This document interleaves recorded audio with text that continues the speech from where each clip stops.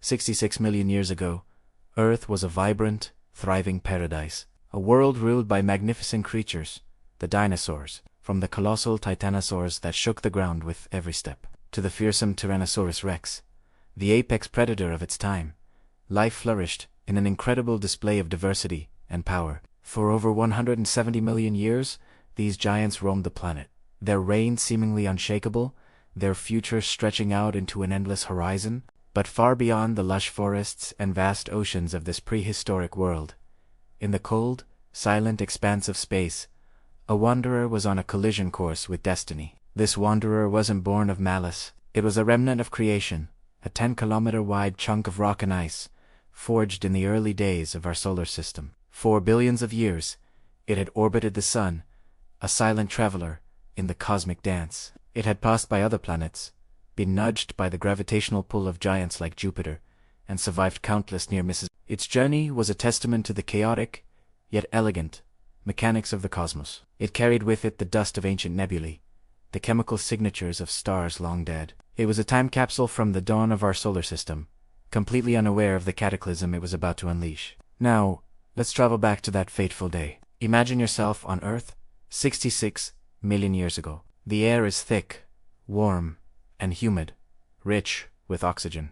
The sounds are a symphony of the wilder calls of strange birds, the rustling of giant ferns, the distant, rumbling footsteps of a herd of triceratops. The sky is a familiar blue, but the sun seems to hang in it with a primal intensity. Life is everywhere, a relentless, beautiful struggle for survival. A hadrosaur mother carefully guards her nest of eggs, while high above, a pterosaur soars on leathery wings, scanning the coastline for its next meal. It is, for all intents and purposes, a perfectly ordinary day in the late Cretaceous period. But if you could look up and see through the atmosphere into the darkness of space, you would notice something new. A tiny, faint point of light, growing imperceptibly brighter with each passing hour. To the dinosaurs, if they noticed it at all, it would have been a curiosity, no more threatening than a passing cloud. They had no concept of astronomy, no understanding of the vast, dynamic universe that surrounded their world. Their eyes were fixed on the ground, on the immediate threats and opportunities of their environment. The real danger, the ultimate predator, was not stalking them in the jungles, but approaching from the silent, unforgiving vacuum of space. This asteroid, now named Chicxulub, after the crater it would leave behind, was accelerating, pulled by Earth's gravity. Its speed increased to an almost unimaginable velocity around 70,000 kilometers per hour. That's 20 times faster than a rifle bullet. As it began its final descent, the journey through our atmosphere would have been a spectacle of terrifying beauty. It would have appeared as a second sun, blazing brighter and brighter, a fiery messenger from the cosmos. The air in front of it would have compressed and superheated to temperatures hotter than the surface of our own sun, turning the rock into a celestial fireball. The impact occurred in a shallow sea, in what is now the Yucatan Peninsula in Mexico. The moment of contact is almost beyond human comprehension. In a fraction of a second, the asteroid and the Earth's crust it struck were vaporized. The energy released was equivalent to billions of atomic bombs detonating simultaneously. It was the most powerful impact event our planet has experienced in at least 500 million years. The initial blast wave was apocalyptic. It created a crater nearly 200 kilometers wide and 30 kilometers deep. The ground rippled like water, throwing trillions of tons of rock, dust, and vaporized asteroid into the atmosphere and beyond, some of it even reaching the moon. A seismic shockwave, thousands of times stronger than the most powerful earthquake ever recorded, radiated outwards from the impact site, triggering volcanic eruptions and tsunamis across the globe. For any living thing within a 1,000-kilometer radius, death was instantaneous. They were incinerated by a thermal pulse of unimaginable heat. But the immediate blast was only the beginning of the end. The real killer was the aftermath, a global catastrophe that would unfold over the following months and years. Giant tsunamis, some reaching hundreds of meters high, raced across the oceans at the speed of a jet. They slammed into coastlines thousands of kilometers away, scouring the land clean and dragging entire ecosystems back into the sea. Evidence of this mega tsunami can be found today as far away as the central United States, a testament to its incredible power. Simultaneously, the superheated material thrown into the sky began to rain back down. Tiny glass beads, called tektites, solidified from the molten rock and fell across the planet. As they re-entered the atmosphere,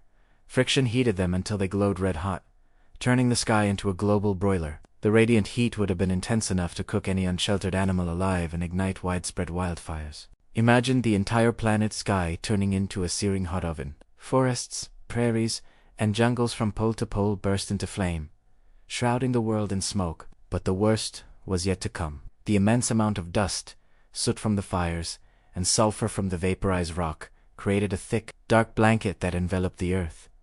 This impact winter plunged the world into darkness. Sunlight, the very source of energy for most life on Earth, was blocked from reaching the surface. Photosynthesis ground to a halt. Plants withered and died. The base of the food chain, on land and in the sea, completely collapsed.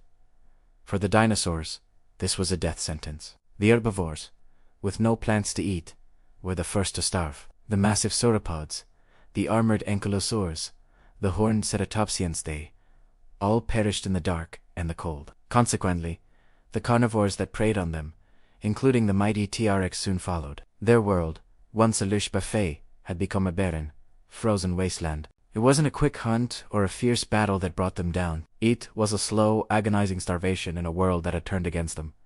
This wasn't just an extinction event. It was a fundamental rewriting of life's rules. Over 75% of all species on Earth were wiped out. The titans who had ruled for 170 million years were gone in a geological blink of an eye. The oceans became acidic from the sulfur rain, dissolving the shells of marine life. The entire global ecosystem was reset. Yet, amidst this devastation, there was survival, not by the strong, but by the small and the adaptable. Sheltered in burrows deep underground, or hidden in the murky depths of rivers, small creatures weathered the storm. Among these survivors were our own ancestors, small, shrew-like mammals. While the dinosaurs starved above, they survived on insects, roots, and the scraps of a fallen world. The extinction of the dinosaurs wasn't an end, but an opportunity.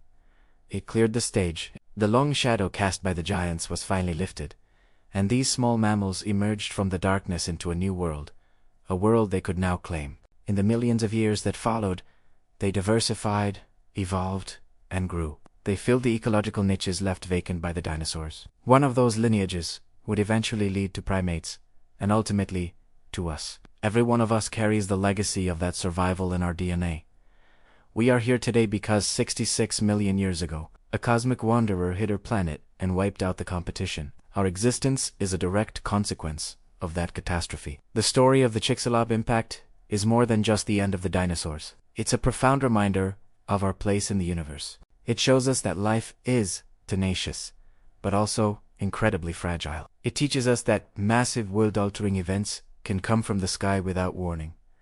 Our planet is not an isolated bubble. It's part of a vast, dynamic, and sometimes violent cosmos. When we look up at the night sky, we're not just seeing distant lights. We're looking into a cosmic ocean that holds both creation and destruction. The story of the dinosaurs' last day is a humbling tale written in the stars, a cosmic story of chance, catastrophe, and ultimately, rebirth. It's the story of how the end of their world made ours possible.